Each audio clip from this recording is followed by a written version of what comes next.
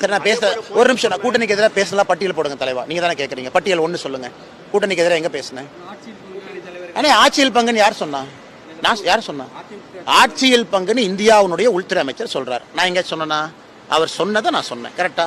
இந்த கூட்டணி நடந்து முடிந்ததுல என்னுடைய பங்கு இருக்குன்னு எங்கேயாச்சும் சொன்னா? இல்லை. அமித்ஷாஜி அவர்களும் இபிஎஸ் அவர்களும் அந்த மேடையில் உட்கார்ந்த பொழுது நான் மேடையில் அமித்ஷாஜி பக்கம் உட்கார மாட்டேன்னு நான் சொன்னேன்னா? அதுக்கப்புறம் 3 மாசமா அமைதியா இருக்கிறேன்னா? இப்பவும் பத்திரிகையாளர் சந்திப்பை நான் கூப்பிட்டேன்னா இல்லை ஏர்போர்ட்ல வண்டியை நோக்கி போகும்போது என்னை மறிச்சு நீங்க நிக்கிறீங்களா?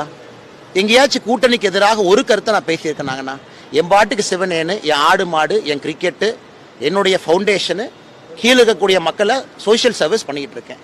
கட்சியில் முக்கியமான வேலைன்னா போய் வேலை செய்கிறேன்.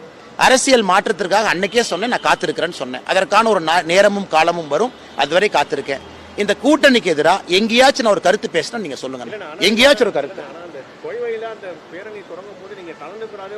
அண்ணா, ஒரு நிமிஷம். நான் எதுக்கு நான் கலந்துக்கணும்? நான் எதுக்கு? எண்மண் எண் மக்கள் யாத்திரை தொடங்க பொழுது அதிமுக கட்சியிலிருந்து முன்னாள் அமைச்சர்கள் வந்தாங்க. இன்னைக்கு இந்த பேரணி துவங்கிய போது எங்களுடைய கட்சியிலிருந்து மாநில தலைவர்களும் இருக்கிற அமைச்சர் அவங்களும் தேசியத்திலிருந்து வந்திருக்கக்கூடிய பார்வையாளர் போயிருக்கிறாங்க. எது கலந்துக்கணும்னா அந்த கட்சியினுடைய காரியகர்த்தா, கட்சியின் சார்பாக மாநில தலைவர் போயிருக்கிறாங்க, கட்சியின் சார்பாக எங்களுடைய அமைச்சர் போயிருக்கிறாங்க, கட்சியின் சார்பாக எங்களுடைய அகில இந்திய பிரதிநிதிகள் போயிருக்கிறாங்க. இதை தாண்டி யார் கலந்துக்கணுங்கன்னா முறைப்படி யார் செல்ல வேண்டுமோ அவர்கள் போயிருக்கின்றார்கள். இல்லை என்ன இருக்கு?